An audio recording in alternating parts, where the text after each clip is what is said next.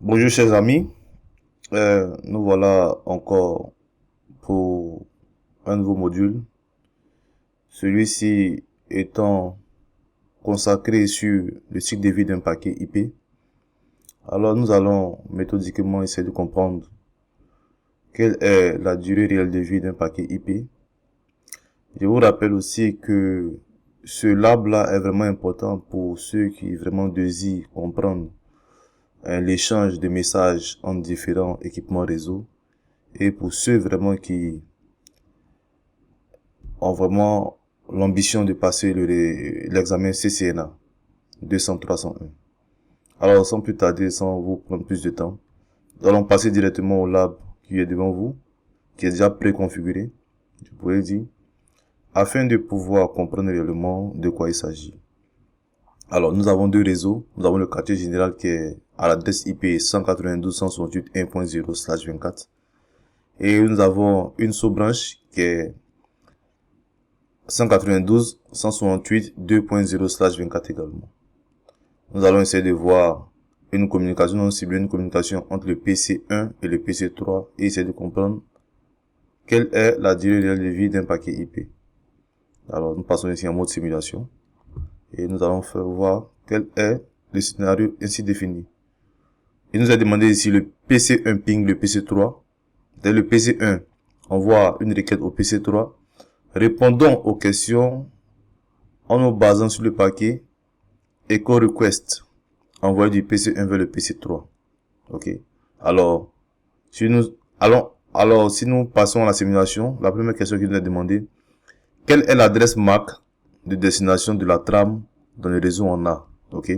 Le réseau en A, c'est dans la portion A ici. Nous avons la portion A, la portion B, la portion C, la portion D et la portion E.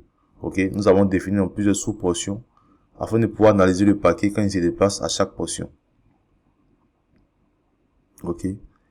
Qu'est-ce qu'il nous a demandé? PC1 ping PC3. Alors nous allons effectuer une simulation. Le PC1 ping le PC3. Le PC3 qui est ici. 192.168. On peut voir ici. 192.168.2.1. Ok. Et le PC1 qui est au 192.168.1.2. Alors, nous allons effectuer la simulation. Ping 192.168.2.1. Vérifions voir 2.1. Ok. Quand nous affichons le curseur sur l'ordinateur, vous voyez qu'il s'affiche automatiquement l'adresse IP configurée. Alors, bingo. Nous voyons ici que il y a un paquet ICMP qui est généré. ICMP qui signifie Internet Control Message Protocol. Dit filtre, nous allons voir les filtres. Ok. Ici, également. Ok, ça va. Ok. Nous allons analyser ce paquet-là méthodiquement afin de comprendre quel est le cycle de vie d'un paquet IP. Ok. Ok. Alors, la première question ici qui nous a demandé est quelle est l'adresse MAC de destination dans la trame, dans le réseau en A. Quelle est l'adresse MAC de destination ici? Ok, nous allons voir ensemble, nous vérifions. Ok. L'adresse MAC de destination ici, vous voyez, destination, adresse MAC de destination est le 003E489CD01. Nous pouvons remarquer que l'adresse MAC de destination ici est celui du routeur ici, car il diffère de celui du PC1 et celui du PC2. Alors, la réponse en 1 est l'adresse MAC du routeur. Vous voyez? Alors, quelle est l'adresse MAC de destination dans la trame dans le réseau en A? Première option, l'adresse MAC de l'interface du PC1. Non. L'adresse MAC de l'interface du commutateur F0, face Ethernet 0/1, ou face Ethernet 0/2, ou face Ethernet 0/3. Non. L'adresse MAC de l'interface du routeur, oui. Alors, 1, en 1. Ok, en 1. Nous avons un C. Ok, en 1, C. Réponse C. Alors, nous allons en 2. En 2, qu'est-ce que nous demande? Indiquer cette adresse MAC. Ok, cette adresse MAC est celle-ci. Cette adresse MAC est celle-ci. Nous allons venir ici. Ok, cette adresse MAC est celle-ci. Donc, essayer de la copier. On nous demande d'indiquer l'adresse MAC. Ok, CTRL C. Ok, CTRL C. On indique CTRL V. Ok. Quelle est la section 3? La question 3. Quel type d'encapsulation est utilisé au point A? Au point A, dans la portion A ici, quel type d'encapsulation est utilisé? Nous vérifions encore le paquet. Ici, nous pouvons voir l'encapsulation est Ethernet 2. Ok. Dans la communication à travers les liens Ethernet, Fast Ethernet, Giga Ethernet, l'encapsulation utilisée est toujours Ethernet 2. Ne l'oublions pas. Ok. Alors, Ethernet 2. Nous allons noter ici. Ethernet 2. Ethernet. Ok. 2. Alors, nous continuons notre lab. Vous voyez ce lab là, s'il vous est présenté à l'examen CCNA, il peut avoir une multitude de questions sur ce lab que vous voyez ici. Il peut vous prendre peut-être 10 questions. Ça dépend du lab, du nombre de questions qu'on veut vous poser. Alors, il est vraiment important de comprendre ce genre de lab là, afin de pouvoir comprendre le fonctionnement réel d'un paquet IP, et aussi afin de pouvoir avoir plus de chances d'aller à un examen et de passer votre examen avec succès. Ok. Nous allons à la question 4. Quelle est l'adresse MAC de destination dans la trame à la partie B du réseau? Ok. Alors, nous allons faire avancer notre paquet IP à la partie B du réseau. Vous voyez ici. À la partie B, nous avons traversé la partie B. Et même quand le paquet traverse la partie B, nous avons des informations en inbound ou en outbound. Inbound, c'est-à-dire d'où il vient. Outbound, c'est-à-dire aussi où il va. Alors, même ici, nous avons analysé le paquet A ici. On peut l'analyser ici, à l'entrée ou à la sortie. C'est égal, c'est pareil. Également, le paquet en B, à la position B, on peut l'analyser à l'entrée de la position B ou à la sortie de la position B. Il peut nous donner toutes les informations que nous voyons. Nous voulons. À nous de vérifier. Si nous n'avons pas l'information que nous voulons ici, nous pouvons retourner à l'entrée pour vérifier si nous avons des informations. À nous de voir quelle partie de la portion nous donne plus d'informations. Ok. Voilà. Donc, nous pouvons cliquer ici. Qu'est-ce qu'il nous a demandé à la question 4? Quelle est l'adresse MAC de destination dans la trame à la partie B du réseau? C'est que quelle est l'adresse MAC de destination quand le paquet traverse la partie B du réseau? L'adresse MAC du PC1, le PC1 non. L'adresse MAC de l'interface du commutateur phase 0, phase Ethernet 0/1 ou phase Ethernet 0/2 ou phase Ethernet 0/3. Non. L'adresse MAC de l'interface du routeur, je crois que oui. Ok. Qu'est-ce qu'on a demandé? Quelle est l'adresse MAC de destination dans la trame à la partie B du réseau? Alors nous pouvons vérifier. Quelle est l'adresse MAC de destination? Nous avons inbound, c'est-à-dire d'où le paquet vient. Même quand il venait, l'adresse MAC était celui-ci. Alors vérifions ici. En outbound, nous n'avons pas d'information de l'adresse MAC. Alors, il est préférable de venir dans la partie inbound. Vous voyez, nous avons deux types d'informations. L'information inbound, d'où le paquet venait, l'information qu'il avait reçue en entrée. Et outbound, c'est l'information qu'il reçoit en sortie. Alors, en entrée, nous voyons que ici, nous avons l'adresse MAC de destination, destination adresse. Et en outbound, nous n'avons pas d'adresse MAC de destination. Alors, ici, nous pouvons dire que l'adresse MAC de destination est toujours l'adresse MAC du routeur, car ils sont identiques.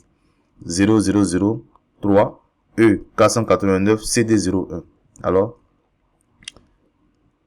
en question 4, l'adresse MAC de destination est l'adresse MAC du routeur. 4, l'adresse MAC de destination du routeur. Ok.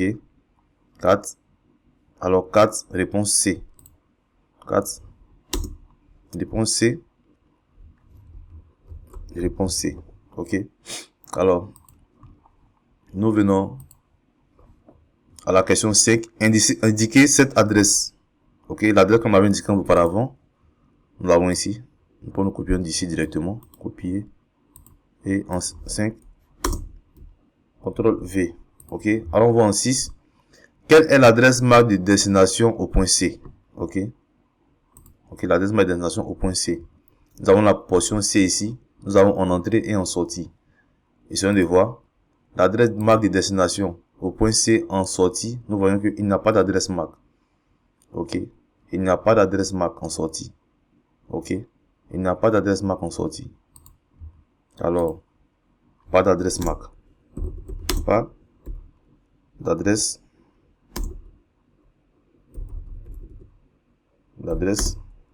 MAC, pas d'adresse MAC.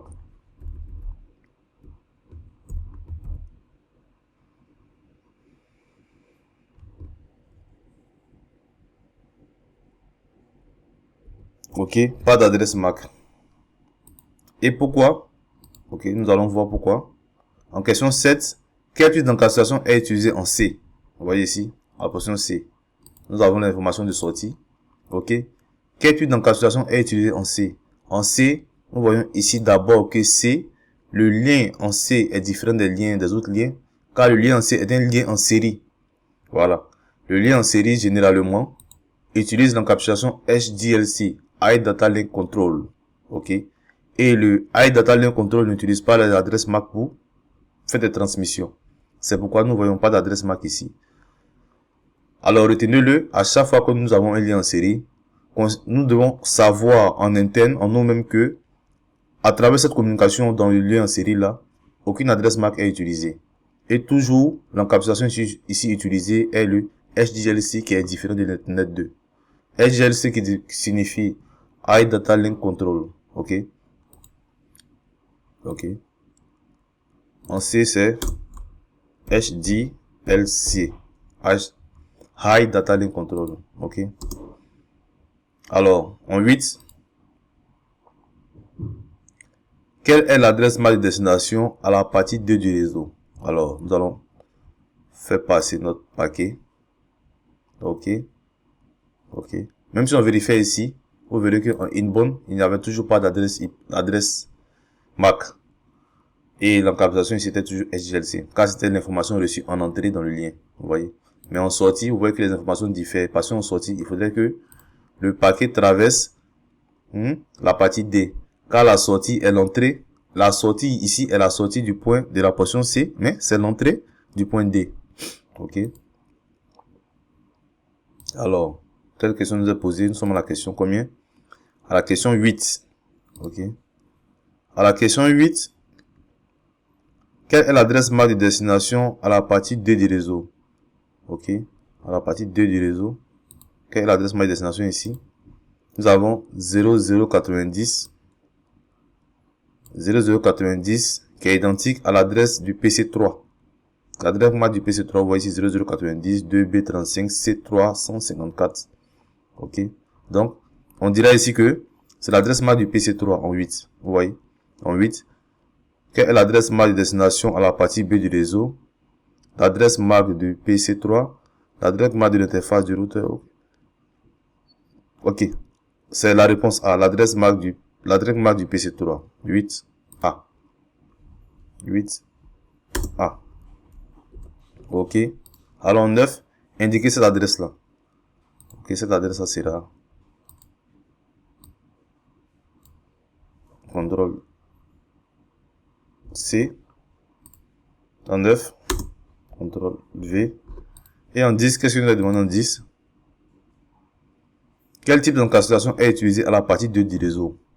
Par défaut, nous savons que ici, nous avons affaire à un lien Internet. Alors, dans le lien Internet, dans les faces Ethernet et Giga Ethernet, nous avons affaire, généralement, toujours, affaire au type d'encapsulation qui est appelé l'encapsulation Ethernet 2, Ethernet 2. Ok? Ethernet 2, nous avons déjà cette réponse ici, nous pouvons la copier. CTRL C, ici. CTRL V. Ok? Alors, en 11, qu'est-ce qu'on a demandé en 11? En 11, quelle est l'adresse MAC de destination au point E? Alors, à la portion E, nous allons faire avancer notre paquet IP. Ok. À la portion E, nous avons ici à l'entrée et la sortie. Nous pouvons avoir les informations soit à l'entrée ou à la sortie. Alors, vérifions si nous avons des informations à l'entrée.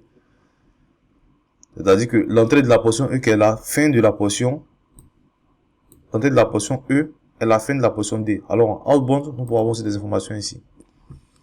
Qu'est-ce qu'il nous a demandé déjà? Nous sommes à la question 11. Question 11. Quelle est l'adresse MAC de destination au point E? Au point E, l'adresse MAC de destination, nous pouvons particulièrement deviner que c'est encore l'adresse MAC du PC3. Vous voyez ici, du PC3 0090 2B35 Oui, identique ici au PC3. Alors, quelle est la question, quelle est la réponse, combien? Quelle est l'adresse MAC destination au point E? A, l'adresse MAC du PC3. Alors, 11A. 11A. OK. En 12, indiquez cette adresse MAC là. Cette adresse MAC là. Est-ce qu'on n'avait pas déjà? Je crois que c'est cette adresse MAC là. CTRL C. En 12. CTRL V. OK. OK. 0090. Alors, nous avons raison. Et quel type d'encapsulation est utilisé en la portion E? Nous avons affaire à un lien face Ethernet ou Ethernet, ça dépend. Alors, l'encapsulation ici utilisée sera, par défaut, l'Ethernet tôt.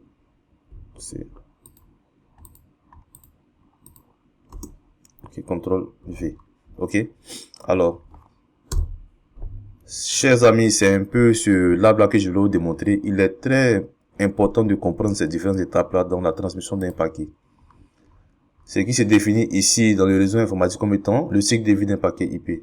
Vous verrez que ces informations-là sont les mêmes qui seront échangées du retour à la fin seulement de manière interversée, jusqu'à ce que le paquet revienne ici au PC1 et meure. Alors, je vous dirai quelque chose. Allez-y avec moi, vous voyez ici. Nous atteignons le PC3, car c'était le PC1 qui initiait la communication entre le PC1 et le PC3. L'information étant reçue par le PC3, il va envoyer le paquet au PC1 pour lui dire que oui, effectivement, j'ai reçu votre message et je suis actif. Il va lui répondre, ok? Quand il va lui répondre, on voit le tic vert qui va s'afficher ici. Le tic vert est, c'est-à-dire que le paquet est arrivé à son